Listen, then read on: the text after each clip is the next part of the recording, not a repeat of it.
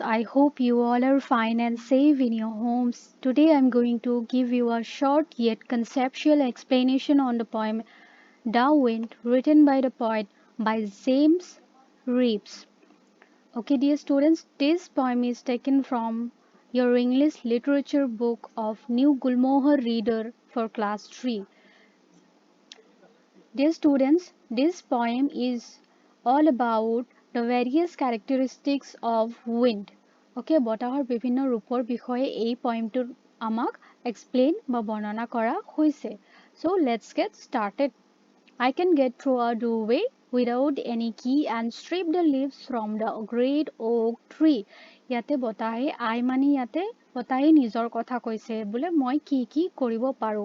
Whole পয়েমটোত বতাহে নিজৰ কথা নিজে কৈ আছে. বেচিকেলি বতাহটো হয় এই পয়েমটোৰ স্পীকাৰ. কি কোৱা হৈছে বতাহে কোনো ধৰণৰ চাবি নোহোৱাকৈ ঘৰ এটাৰ ভিতৰত সোমাই যাব পাৰে দৰজাৰে.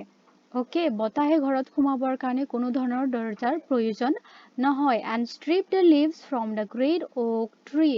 আৰু কি কৰিব পাৰে বতাহে oak tree.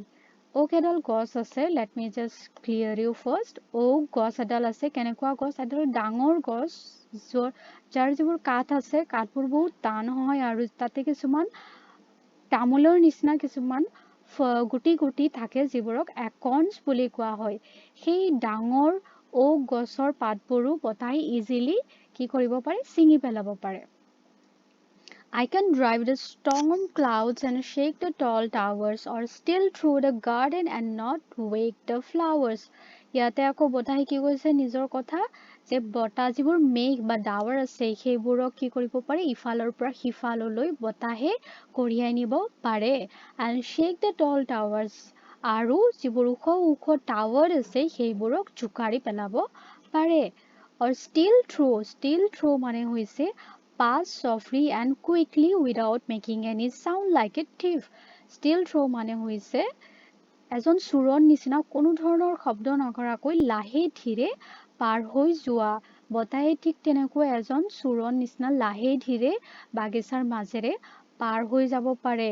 ইমান লাহে ধীৰে পাৰ হ'ব পাৰে যাতে ফুলবোৰক বতাহে কি ভাবিছে শুই থকা বুলি ভাবি লৈছে. ইমান লাহে ধীৰে বতাহে পাৰ হৈ যাব যে ফুলবোৰেও শুই থাকিব, গমকে নাপাব যে বতাহও পাৰ হৈ গৈছে.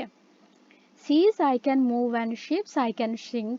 I can carry a housetop or the scent of a pink.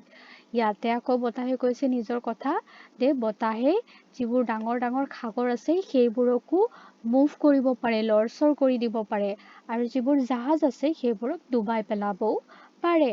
বতাহে ঘৰৰ মূধচ বা ঘৰৰ ওপৰত যিবোৰ টিনপাত থাকে সেইবোৰ উৰুৱাই নিব পাৰে আৰু পিংক আছে এবিধ উদ্ভিদ আছে যিবোৰত সৰু ৰঙা বগা আৰু পিংক কালাৰৰ ফ্লাৱাৰ্ছ হয় যোৰ মানে বহুত গোন্ধটো বহুত ধুনীয়া হয়. সেই যিটো সুগন্ধ আছে সেইটো পিংক ফ্লাৱাৰৰ সেইটোৰ সুগন্ধও বতাহে কঢ়িয়াই নিব পাৰে. When I am angry, I can rave and riot, and when I am spent, I lie quiet as quiet. যেতিয়া বতাহে নিজৰ বিষয়ে আকৌ কি কৈছে যেতিয়া মোৰ খং উঠে I can be rave and riot মানে rave আৰু riot মানে হৈছে এনেকুৱা ধৰণে বহুত ৰাফলি বহুত কঠোৰভাৱে আৰু বহুত খঙত ব্যৱহাৰ কৰা মানে কোনো ধৰণৰ কন্ট্ৰল নোহোৱাকৈ যেতিয়া বহুত কঠোৰভাৱে আৰু খঙত ব্যৱহাৰ কৰা হয় তেতিয়া সেইটো বতাহে কেতিয়া কৰে বতাহৰ যেতিয়া খং উঠে তেতিয়া বতাহে বহুত কঠোৰভাৱে কোনো কন্ট্ৰল নোহোৱাকৈ ব্যৱহাৰ কৰে. And when I am spent যেতিয়া বতাহ বহুত ভাগৰুৱা হয় spent means very tired বহুত ভাগৰুৱা আৰু যাৰ লৰচৰ কৰিবলৈও যেতিয়া শক্তি নাথাকে বতাহ যেতিয়া বহুত ভাগৰুৱা হয় তেতিয়া কি কয় বতাহ বহুত শান্তভাৱে লৰচৰ নকৰাকৈ মনে মনে থাকে. So dear students, this is the poem all about. এইটো poemত basically বতাহ কেনেকুৱা ধৰণৰ ৰূপত থাকিব পাৰে তাৰ বিষয়ে আমাক কোৱা হৈছে. Let's now just quickly go through the description about the poem. James Reeves was a teacher, poet and writer.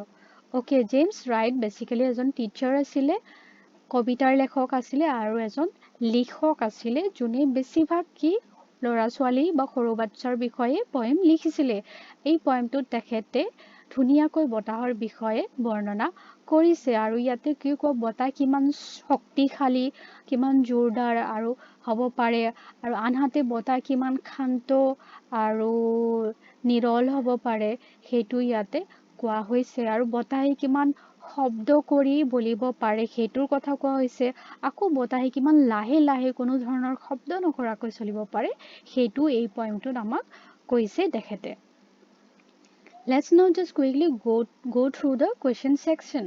Answer the questions in your own words. তোমাৰ নিজৰ ভাষাত এই এনসাৰবোৰ কৰিব দিছে আৰু ইয়াতে দুই এটা ওয়াৰ্ড তোমালোকৰ হেল্পৰ কাৰণে দিয়া হৈছে Now let's start. What does the wind do to the leaves?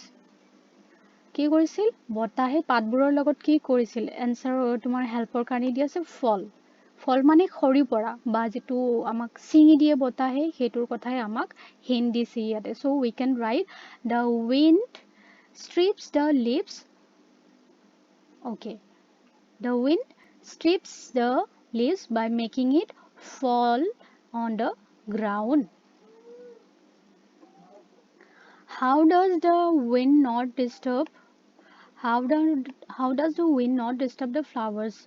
Okay, বতাহে কেনেকৈ ফুলবোৰকো ডিস্টাৰ্ব নকৰাকৈ পাৰ হৈ যাব পাৰিছিল slowly and quickly ইয়াতে এক্সাম্পল মানে হেল্পৰ কাৰণে দিয়া হৈছে বতাহে the wind does not disturb the flowers by moving slowly and quietly we can write the answer like that question number 3 how does the wind move the seas okay বতাহে কেনেকৈ সাগৰবোৰক move কৰিব পাৰিছিল কেনেকৈ সাগৰবোৰত যিবোৰ পানী থাকে সেইবোৰক মানে লৰচৰ কৰাই দি যাৰ ফলত ডাঙৰ ডাঙৰ ৱেভৰ সৃষ্টি হৈ তেনেকৈ বতাহে সাগৰবোৰক লৰচৰ কৰিব পাৰিছিল by moving the water of the seas or by creating waves in the seas the wind moves the seas What does the wind transport from one place to the other? বতাহে এঠাইৰ পৰা আন ঠাইলৈ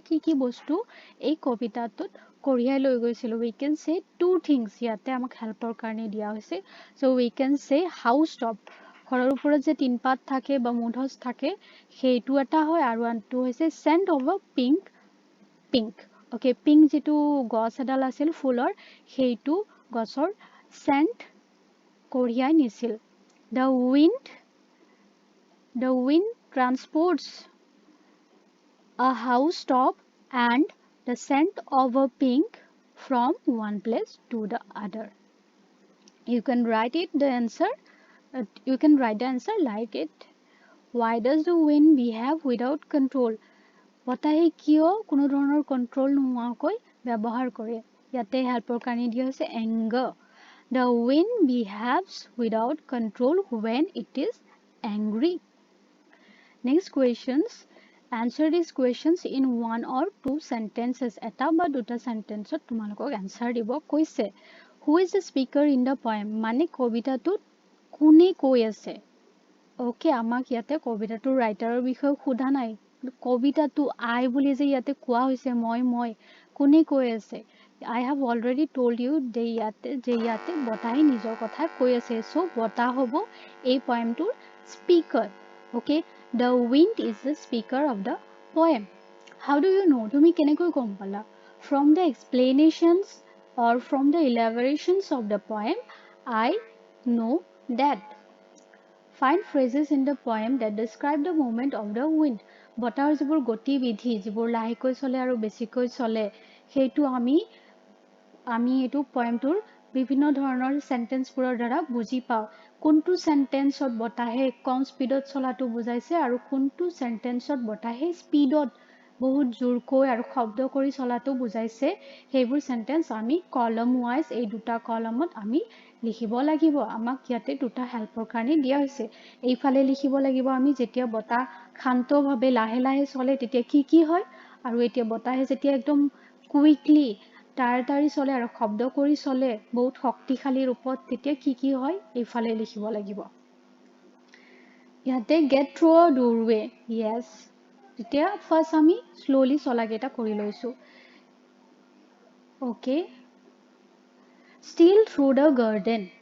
Okay, এইটো হ'ব আমাৰ ইয়াতে not awake the flowers. এইটো হ'ব আমাৰ ইয়াতে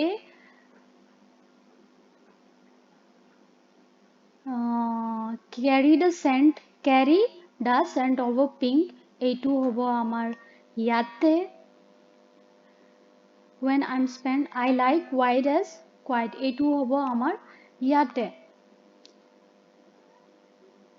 Okay. Okay, still through the garden. এইটো ইয়াতে still through the garden. এইটো ইয়াতে হ'ব আৰু ইয়াতে not awake the flowers. এইটো আমাৰ ইয়াতে হ'ব. এই দুটা বেলেগ বেলেগকৈ দুটা ঘৰত হ'ব। নেক্সট এইটো বতাহ যেতিয়া বহুত জোৰত চলে শব্দ কৰি চলে তেতিয়া কি হয় মই কৈ দিছোঁ ইয়াতে strip the leaves from the great oak tree. এইটো ইয়াতে হ'ব। Then হ'ব can drive the storm clouds. এইটো হ'ব ইয়াতে আৰু এইটো আমাক ইয়াতে দিয়া আছে। নেক্সট আমাৰ হ'ব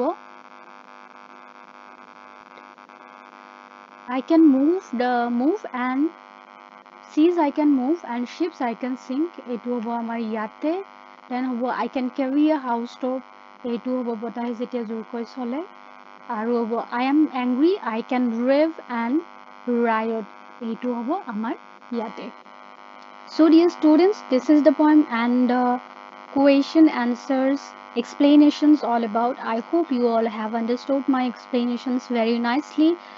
If you don't understand something, you can repeat the video. So dear students, this is it for today.